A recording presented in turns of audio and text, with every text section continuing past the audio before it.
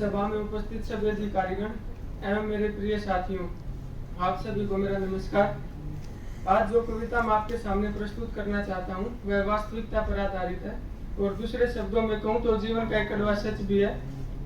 मेरी ये कविता हर घर का किस्सा है, हर घर की कहानी है, तो इससे जुड़ने की कोशिश करना। अस्पताल में मेरा जन्म होने के साथ इसकी शुरुआत होती है।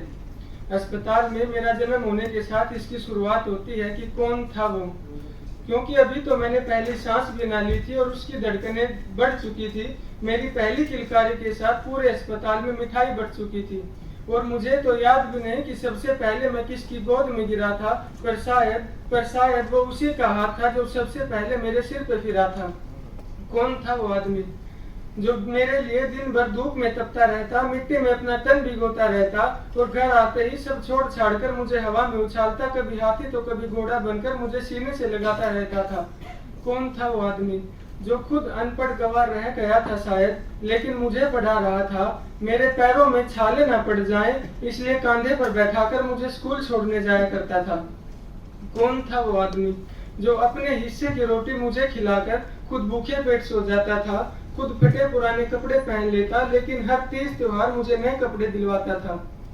आखिर कौन था वो आदमी जो मेरी जवानी के साथ बूढ़ा हो रहा था, दर्द ने उसके घुटनों को जकड़ रखा था, लेकिन वह मेरे लिए दौड़ रहा था। जवानी मुझ पर चढ़ रही थी और बाल उसके सफेद हो रहे थे, और जो कल तक मेरी आंखों के साथी थे, आज वही आंसू उसकी आंखों से रो रहे थे।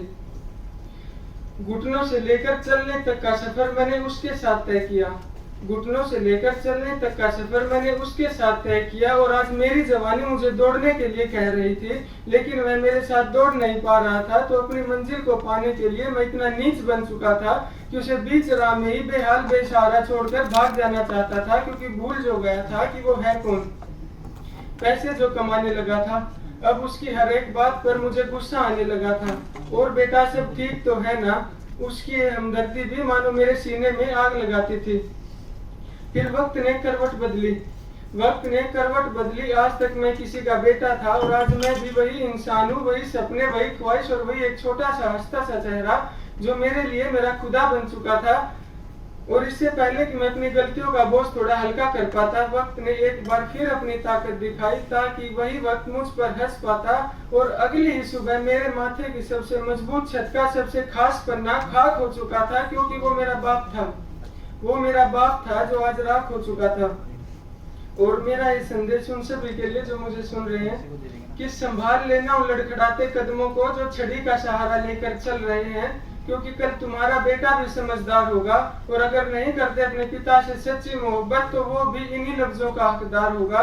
और मैं दुआ करूंगा भगवान से कि तुम्हें इस लम्हे का दीदार ना करना पड़े, क्योंकि इस लम्हे का हर एक कतरा बहुत दर्दनाक होगा।